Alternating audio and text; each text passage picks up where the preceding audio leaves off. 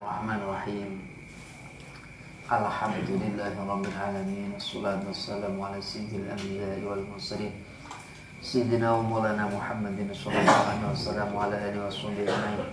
Bisanad al-mutasil ila imamil mu'allif rahimahullah ta'ala wa nafa'ana bi ulumihi wa ulumis salafis sholih fid dharain amin ya rabbal alamin. Bismillahirrahmanirrahim. Wa thinta syarota utawi kang rolas iku ghairu muakkadatin ghairu muakkad wa hiya utawi thinta syarota iku rok ngatani utawi rong rekangat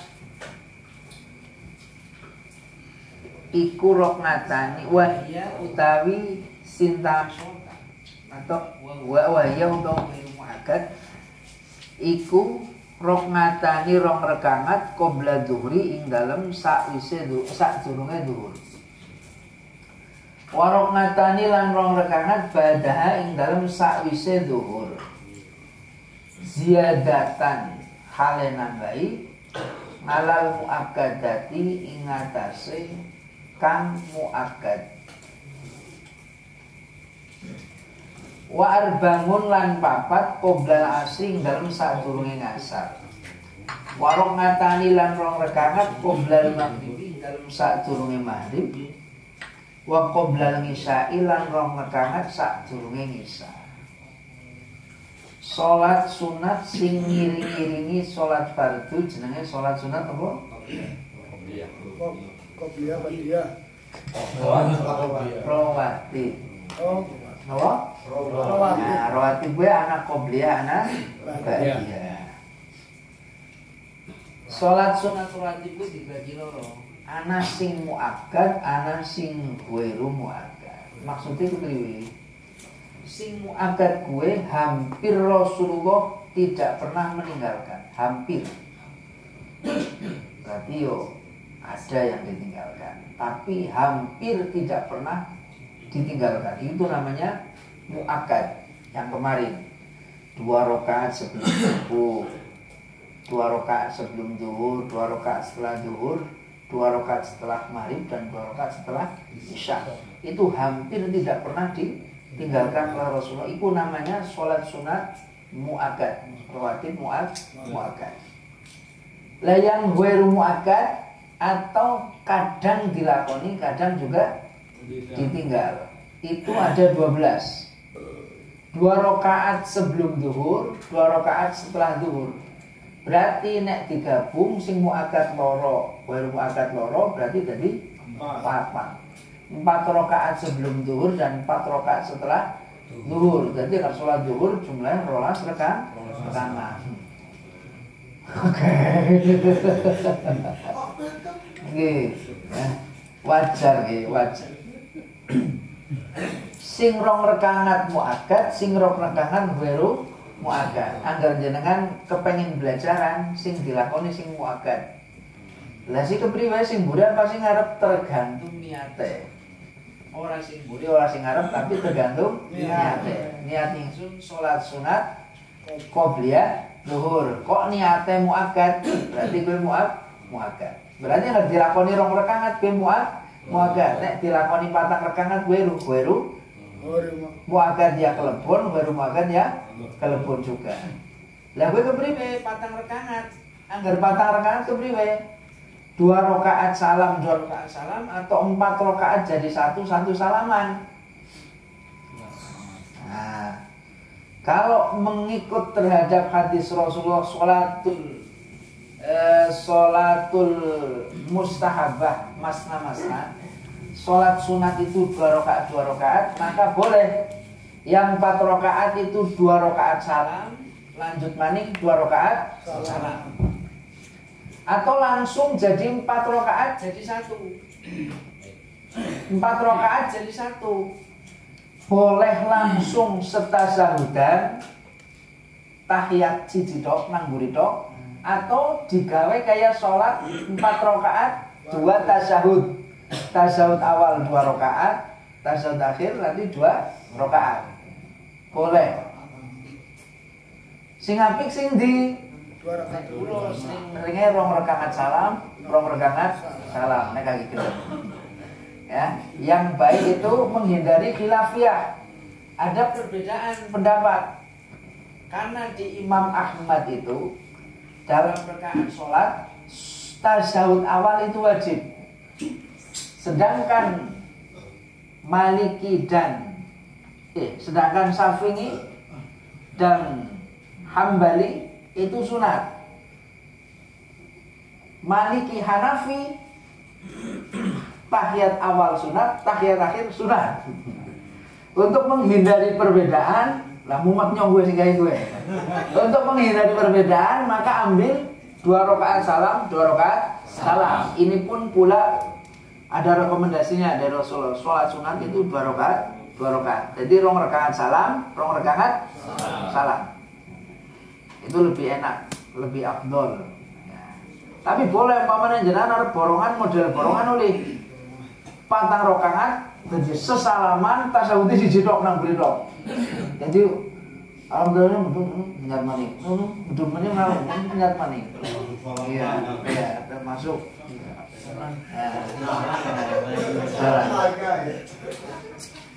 iya. Ya wajar, nek kita berat niku wajar. Kena wudu zamane Kanjeng, ya wajar. Tapi ngenyange nek mlebu surga njaluk sing bareng Kanjeng Nabi. Nah, nek entek kok. Kenal.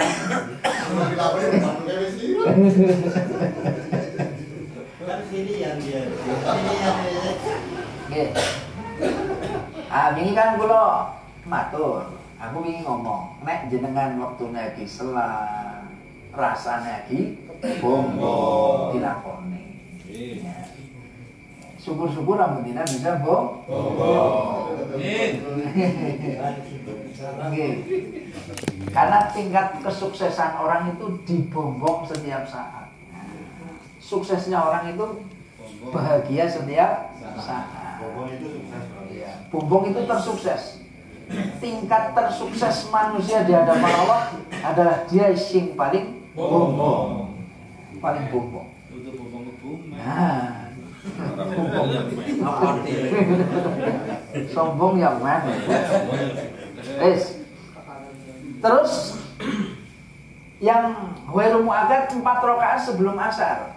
4 rakaat sebelum asar. Hadisnya kanjeng Nabi, barang siapa meluzumkan, melanggengkan, mengistiqomahkan 4 rakaat sebelum asar, maka dia akan diberi keistimewaan besok di akhirat, bisa memberi pertolongan terhadap keluarganya yang calon masuk neraka.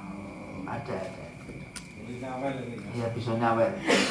Entah itu kita tidak tahu prosesnya bagaimana, tapi yang jelas hadisnya barang siapa mengistiqomahkan 4 rakaat sebelum asar, maka dia mendapatkan istimewaan, bisa nulungi. Berarti jeke Bu. Ya katanya bilang nulungi mosok. Kita baik sama orang. Ayo.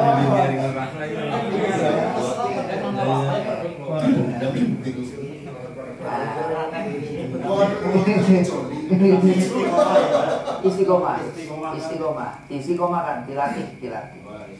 Ini biasanya kenapa dulu itu wong itu wajar Pak nek nang gone Islam itu kan ya katakanlah banyak orang beraktivitas, terutama waktu itu kan tani jam 10 sinang sawah, jam 11 sinang sawah, Bali menteni adzan. Biasanya begitu wis adzan urung kamu. Adzan berbali kupruk, adzan wis adzan komate jam 1. Biasa begitu. Begitupun sholat asarnya. Sholat asarnya kan mepet maghrib. Jebulane mereka itu mengistiqomahkan ada waktu bagus antara asar karo maghrib. Ada waktu namanya ada di Al-Quran itu kan ada waktu-waktu yang istimewa. Salah satunya adalah waktu sama bisa ngajegaken waktu bukrotan wa asilan, waktu pagi dan waktu sore. Makna pagi itu adalah ba'da subuh sampai terbitnya matahari. makna sore adalah setelah asar sampai maghrib. Kok mong we bukrotan wa asilan ke memperbaiki istighfar, jalan rezekinya harus dipermudah. Ya, mulane wong biyen le salat mandan mepet. Jebulane bisa qobliyah ngasar sisan, wirid dan maghrib, mangkat maring langgar. Biasanya begitu. Nah, nek dhewek ora jam 3 adzan ngasar, ora qobliyahan, terus esi kegiatan. Mau maghrib nembe balik. Ya.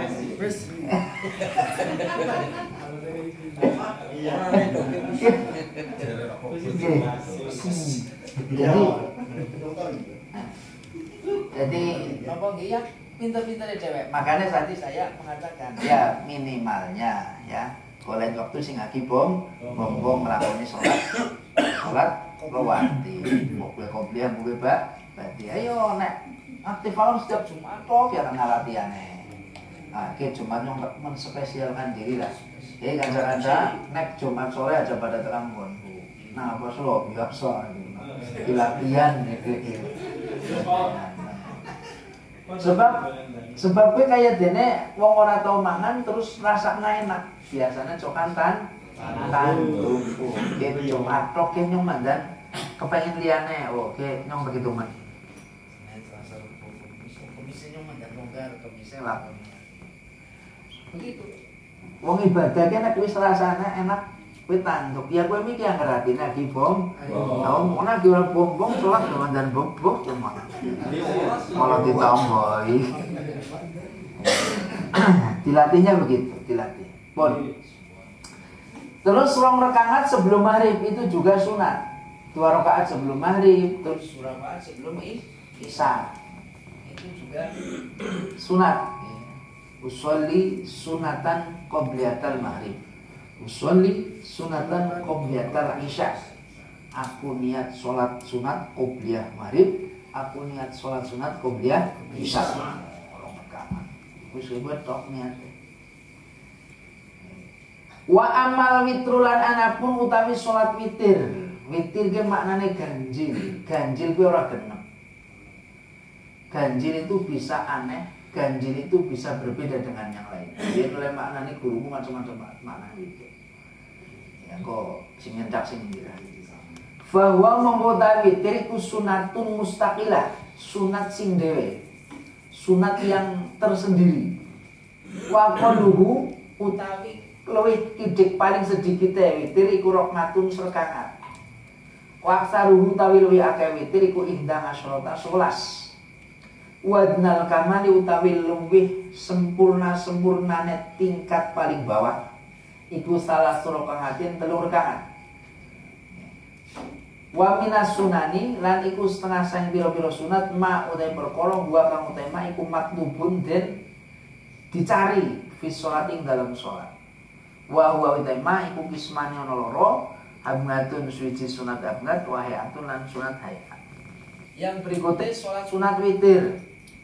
Sholat sunat witir. Witir itu sholat sunat yang menyendiri, jadi berbeda dengan yang lain. Mulai dari witir. Witir itu dari jumlah bilangannya saja sudah tidak genep. 1, 3, 5, 7, 11. Paling banyak 11. 3 itu sudah cukup. 3 itu sudah cukup, artinya sempurna tapi sing tingkatan paling ngisor. 3 aja siji pelit banget salat sunat kok siji tok. Ya kena tapi yo kebangetan salat sunat kok siji tok. Ya anak.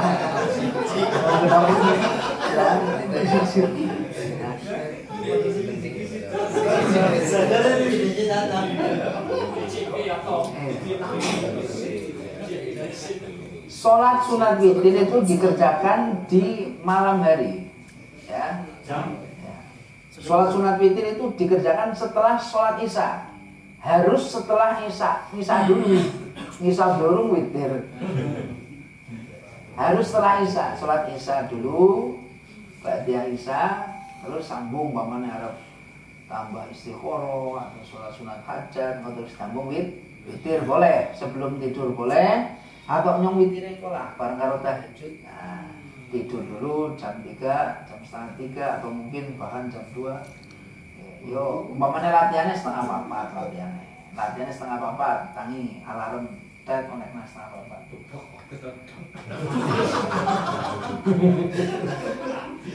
Halo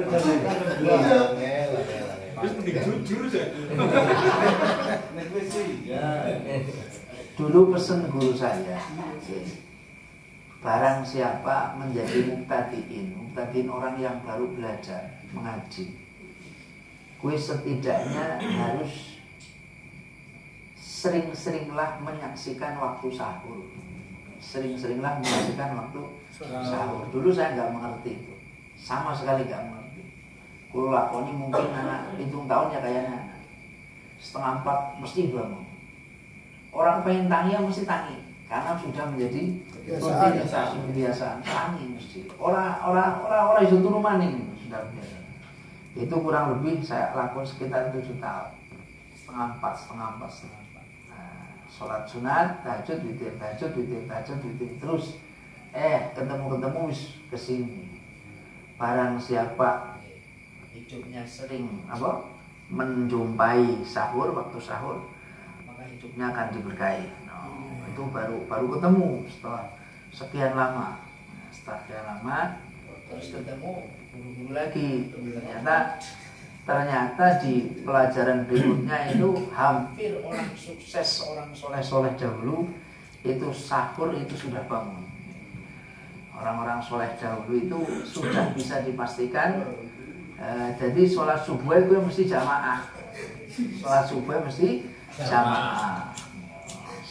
Jadi wis pasti bisa dipastikan. Umpamane kok zaman siki jarang jamaah subuh ya kena dengeri. Sebuah daerah itu akeh berkah karorane iki ditingali dari sholat jamaah subuhnya. Jadi nanti jenengan kadang-kadang nyongkot dalam rok lah terus bari maning. Jadi kecil ya tangi turun dari ini. Ke obur wong loro dia bener dia orang keberkahan iki. Nek petang bayi nang nyong lah nyenake baru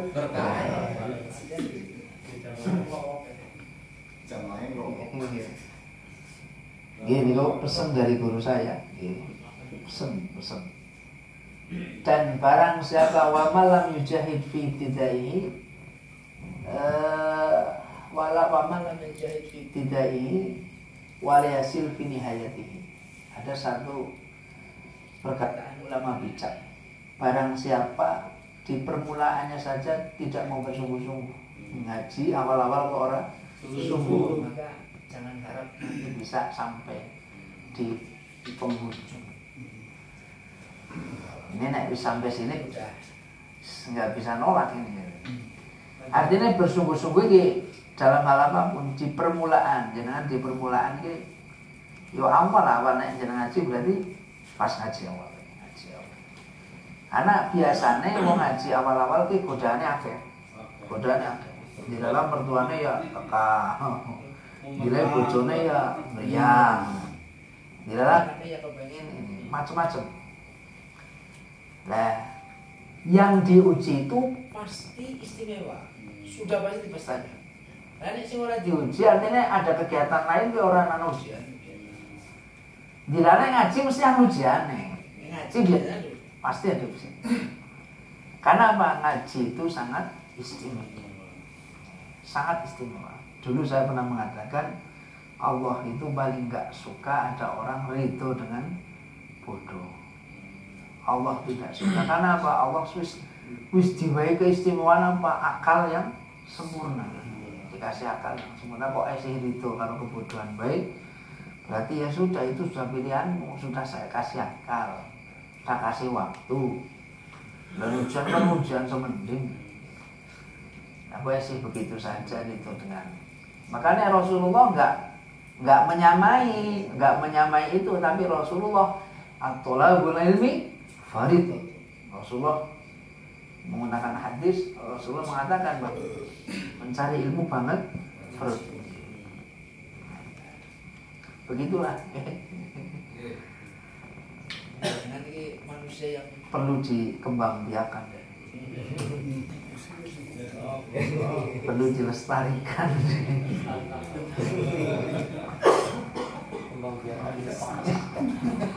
Lah gila, sing ngaji karo sing ora ngaji mesti akeh sing ora ngaji. Ya. Di kepripun maling dipaksa kan ora mungkin. Ya. Gimpun lah sing laku mawon.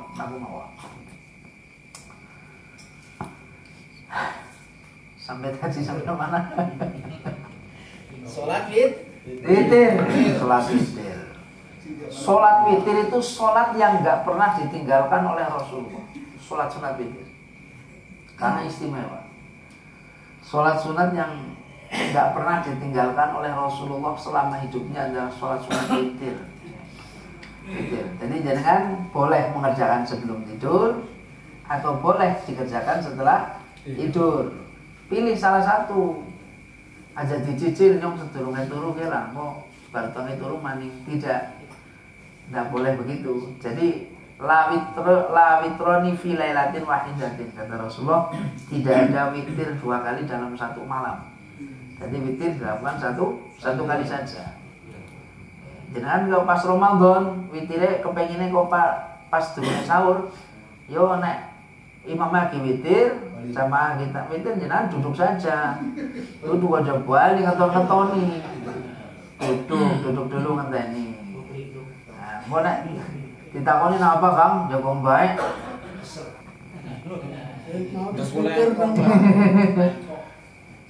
Lampuh. Jadi witir itu boleh nggak witir itu sebelum taraweh? Nah ini pertanyaan bagus ini. Boleh nggak witir sebelum taraweh?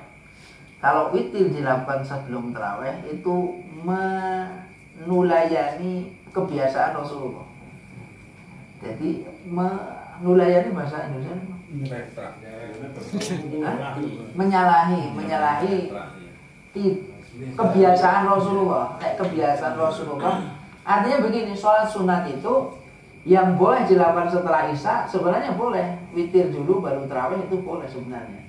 Cuman ini tidak mengikuti Rasulullah. Kalau Rasulullah itu tetap tarawih dulu baru witir. Meskipun tarawih itu banyak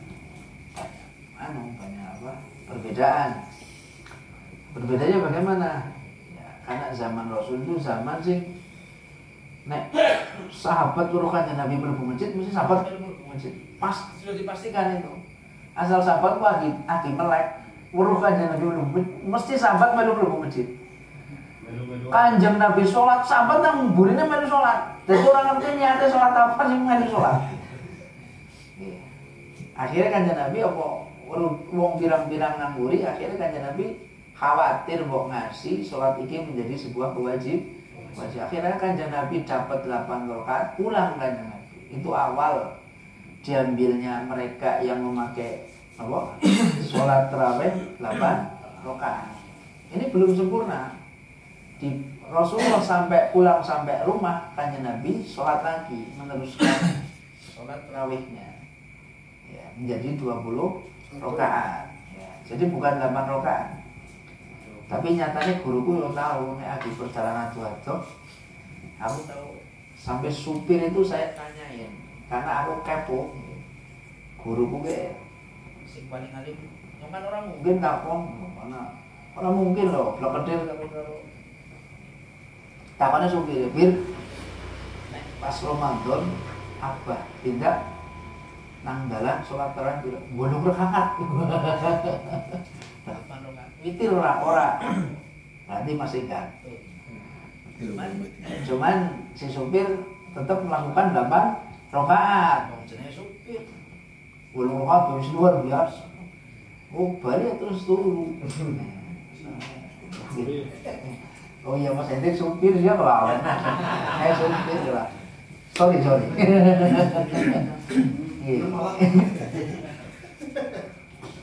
Jadi Rasulullah itu ketika setelah selesai sholat 8 rakaat itu melihat ke belakang, makmum itu banyak sekali. Ditanya Rasulullah sholat apa? Ini sholat apa? Dulu nggak ada niat Enggak ada. Jadi sholat sunat di tengah malam Ramadan namanya qiyamul lail. Qiyamul lail. Tarawih itu dari bahasa Arab maknanya tarawih, roha, ane sholat istirahat 2 rakaat selesai lereng. Naik lagi 2 rakaat lagi lereng lagi. Enggak seperti kita sholat kayak angin. Lampu. Jadi sholat tarawih jadi. Ya gawe-gawe gue itu sangat bid'ah nek aku ngomong apa aku bid'ah. Namanya tarawih, kok malah sholat sunat gua olahraga, lo gawe-gawe. Kalau ini saya bisa menghukumi ini bid'ah. Gelem ora gelem ngono aku ngomong. Ya sholat usahakan jangan ojo banter-banter. Namanya tidak tarawih. Tarawih itu namanya slow. Penuh dengan istilah 2 rakaat minyak. Karena apa? Zamannya sahabat itu zaman Islam itu baru digelar. Perang itu 1 bulan, lerene kur seminggu. Bayangkan. Ya ora kasane kira-kira kita zaman sekarang banget ngaji gari ngopi, meja itu jago. Arung-arung makan nek gelem ngono. Enak.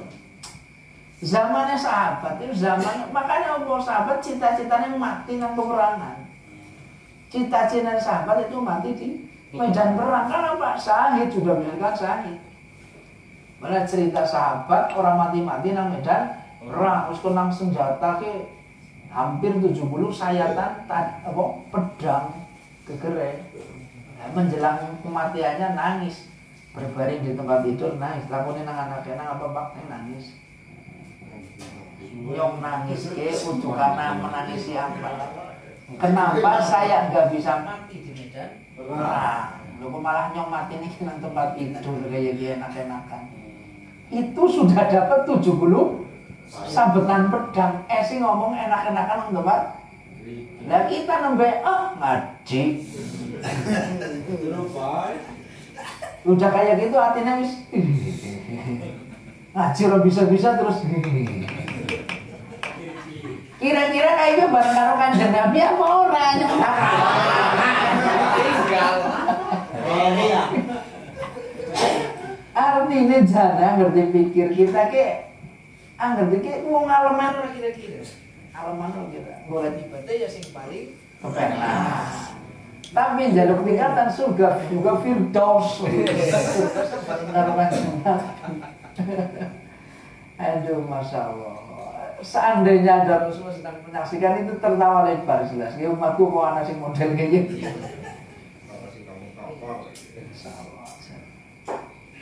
Ya minimalnya kita seandainya itu kita mendapatkan AGD set, AGD pun jadi di monitor lah, di monitor namanya. Karena beliau mengatakan seperti halnya kita sedang sholat asyhadu alla ilaha assalamu alayka ayuhan nabiyyu, kita mengucapkan salam di dalam batinnya ketika kita mengucapkan assalamu alayna itu seolah-olah kita sedang salam di balik salam oleh Rasul assalamu alayna wa ala ibadillahis. Seperti orang-orang soleh dari hamba Allah dapat salam semuanya dari Rasul. Setidaknya di situ kita sadar. Apa mana yang ngaji?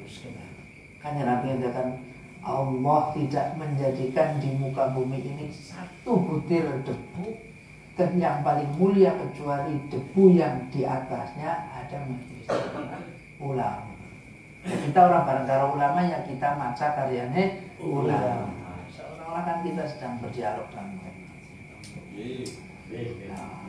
Jadi ojo ngaji ora bisa. Kowe jangan kaya dene kerupuk kaki kriuk dilebokaken banyu. Kira-kira kayak dia ngerana panggilan perang kira-kira dikamakan di sini. Apa tuh nyong nang arep dewek kira-kira. Kira-kira sing ndi kira-kira.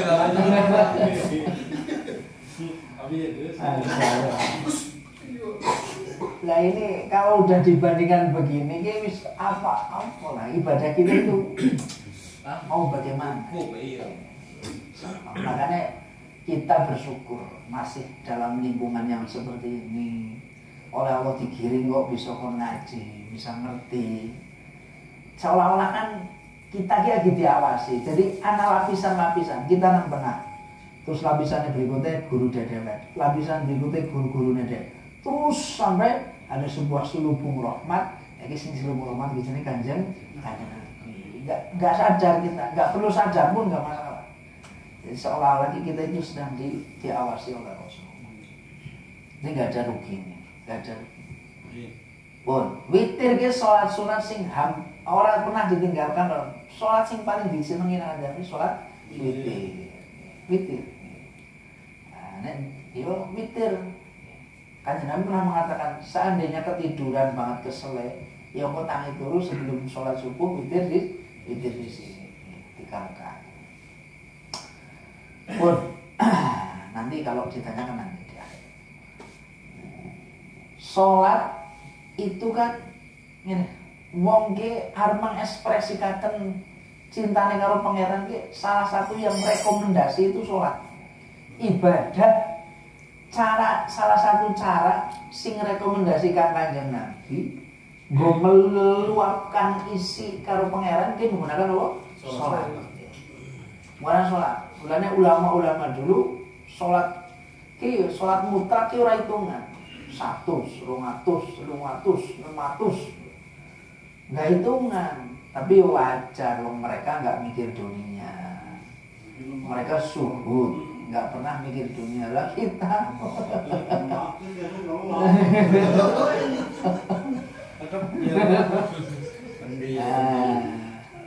Artinya orang-orang yang model kayak kita wis lah pasrah total. Artinya pasrah total gimana? Ibadah kita ini ibadahmu krono diperintah ya cukup. Ibadahmu krono apa? Nindakaken dawuh Gusti. Gusti kula tindakan dawuhipun panjenengan selalu. Ya ini dulu yang ketika saya lagi mempeng-mempengnya guru mengatakan kau tidak akan pernah sampai fi ghayati tahsilil khitabillah. Kamu tidak akan pernah sampai tingkat tertinggi dari khitabi Gusti Allah ke kamu. Ya. Artinya dipeng-pengakan kayak kamu nggak akan pernah sampai. Artinya kesampaian tingkat kemakrifatan orang-orang akhir zaman ini bukan dari segi itunya, tapi dari segi tahsilul ikhlas oleh menjalankan. Sebab orang iso nggo ukuran kita nang dure dewek nang dure. Lho yo baina samai wa sumur bor-boran. Sumur bor-boran bising telung pipa. Sepipa pirang meter makan to? 4 meter. Telung pipa kan? Oh, asma tuh nang isor bumi. Puna sing ikhlas leh nampani napa tindakan jauh ojo kakean ngeluh. Wis sing akhir zaman ki wis memang zamannya zaman kayak iki dadi wis aja ngeluh. Wis dilakoni apaan aneh. Wis pokok aja ngeluh sampe wis pokoke tidak ada alasan untuk tidak bersyukur. Wis ora alasan. Mun dilakoni mawon.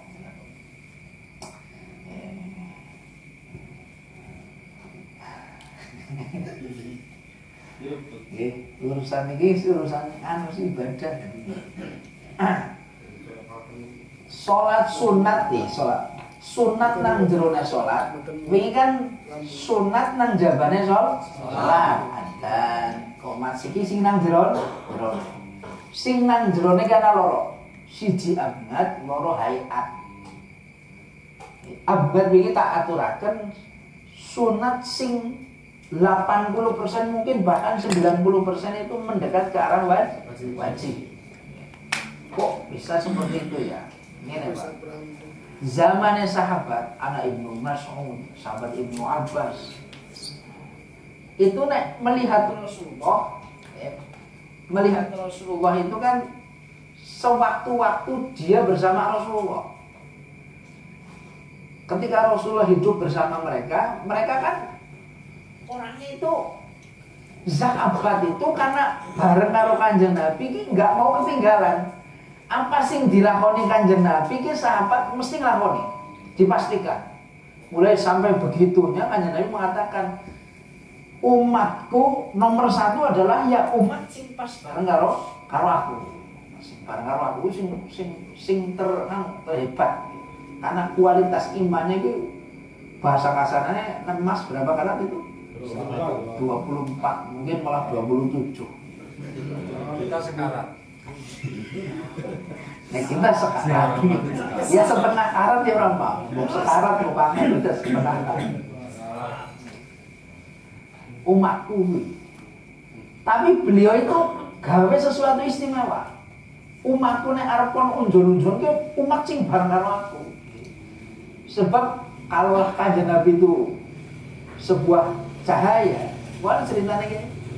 Kanjeng Nabi koyok pelita nyanyiannya Pak Suri ketika menyauting tulisan Ulul Albab. Kayak Kanjeng Nabi itu sebuah pelita cahaya ki tembus gitu, tembus sahabat itu tembus Sampai 24.000 sahabat. Tembus kena cahayanya Kanjeng Nabi, wajar. Tapi setelah beliau abad kedua saja sudah muncul paham-paham. Anak Mu'tazilah, anak Jabariyah, anak Qadariyah. Muncul itu paham. Ya wajar. Makanya Kanjeng Nabi kok ono umat ngesuk ingkril-ingkril. Umat belas ora tau weruh kenyong, ora tau bareng-bareng kok yakinin luar biasa. Ge wong istimewa. Umat sing istimewa. Ya namanya sudah diistimewakan. Kita nggak tahu, kita tak ingkril-ingkril. Ibadah golek sing balik kepen. Sama ngerti ngesuk ditanting. Amin. Apa yo. Tapi ya sing gelem lho nanti umat iki sing gelem. Lah sing ora gelem jenengan ora gelem. Saya kon merek kene mak nyong isin, yo ora melu mau. Mak, yo biyen nyong losoan kelas 2 SMP ke dalamnya Habib Lutfi di Pekalongan. Mam kula ketinggalan jamaah. Asih kelas 2 SMP tila-tilo bingung. Ribuan orang tangi turu ditinggal nang jero bis kok kebangetan banget kok seniore kok selala dicelili kok. Udune ngene dewek mawi orang biasa makane dhewe utang duit teh. Makane utang, rumah utang kok banget tuh pengen ketemu ambil Lutfi waktu kelas 2 SMP. Dugi mriko sengaja banget. Nang dalam bis mabok, numpak bis kon turun nang isor dewek. Oleh senior saya itu begitu. Ya, tapi ono berkah lah. Dugi mriko klambi putih ngasih orang warna putih. Warna coklat. Peci ngasih orang, wes pokoknya kena anane kuwe, ucep-ucep nang jero bis dewekan ora ana wong. Kur ngerti ana jamaah omongan rombongan putih-putih mongan sampai saya tak kon madang. Esok-esok terus maboknya mabok nang perjalanan maksudnya. Mana enak tak kon madang satu nambon di pupu sapi siji. Lah wong gitu senampan itu orang itu. Nyong bingung. Deleng ora weruh kancane nang Belandi akhirnya madang nang sandi. Ya karena pikiran nek nyong ora melu madang nyong kecoten, madang bukti takoni bahasanya ora paham. Tas madang bae lah. Akhirnya madang. Ini begitu, nek ditimbali Kanjeng Nabi mendekat. Jangan menjauh. Nyong isin lah. Kudu tingkatane. Ya ora penting tingkatan atau ora tingkatan. Nggenah nabine dhewe ya nabine dhewe. Jadi, itu tingkatan gua sampai dimana nyong. Kanjeng Nabi gak mengajarkan begitu. Nah kita pun gak boleh begitu. Kowe anu sing mandan bleketir, mandangnya nang pojokan. Sing mandan iki sing mantan-mantan pejabat ngene yang berkeronyong iki. Ya sing tukang las-las kan Kanjeng Nabi gak begitu. Gak begitu. Kanjeng Nabi itu siapa yang datang ngundang pertama kali, mbuh kowe wong miskin, mbuh kowe wong melarat, pasti didatangi. Sing ngundang pertama kali, kalau kiai diundang kepungan, rumangsane sing sugih wis ngundang ora teka. Ora takon ora klarifikasi, esuk ora diundang maning kiai iki. Jare nyong sugih ngundangnya ora mangkat kiai birang-birang kaya betul. Tidak ditanya dulu alasannya apa. Ternyata sebelum dia datang sudah ada orang tak mampu.